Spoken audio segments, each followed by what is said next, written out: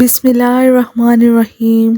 ایک شخص حضرت علی کے پاس آ کر پوچھنے لگا، یا علی، سب سے سخت قبر کس کی ہوگی؟ تو حضرت علی نے فرمایا، اے شخص، یاد رکھنا سب سے سخت عذاب قبر میں اس شخص کے ساتھ ہوتا ہے جو شخص خودکشی کرتا ہے۔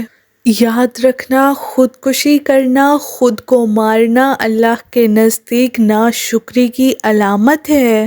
میں نے اللہ کے رسول محمد صلی اللہ علیہ وآلہ وسلم سے سنا کہ جو انسان خود کو جس طرح سے مارتا ہے وہی موت اس کا عذاب بن جاتی ہے، اور وہ بار بار ویسے ہی مرتا رہتا ہے، چیختا رہتا ہے، روتا رہتا ہے۔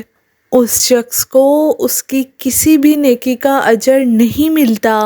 یاد رکھنا، یہ زندگی اللہ کی دی گئی ہے اور یہ آنکھیں اللہ کی دی گئی ہیں۔ یہ کان جس سے انسان سنتا ہے، یہ زبان جس سے انسان بولتا ہے، یہ ہاتھ، یہ پاؤں مقرر وقت تک کے لیے اللہ کی نعمت قرار دیے گئے ہیں، اور یہ زندگی انسان کے لیے امتحان ہے، اور موت اس امتحان سے نجات کا نام ہے۔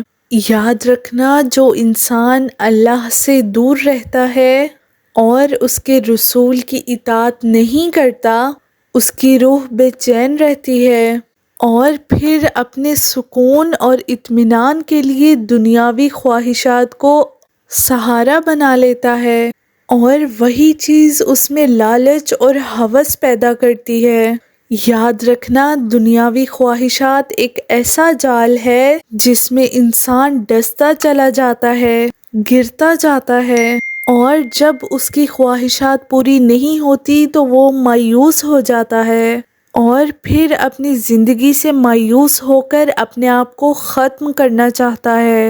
یاد رکھنا، اپنے آپ کو مارنا زندگی کے مسائل کو ختم نہیں کرتا، بلکہ انسان کی آخرت کو تباہ کر دیتا ہے۔ اسی طرح کی اسلامک اور انفارمیٹیو ویڈیوز دیکھنے کے لیے میرے چینل کو سبسکرائب کریں۔ شکریہ۔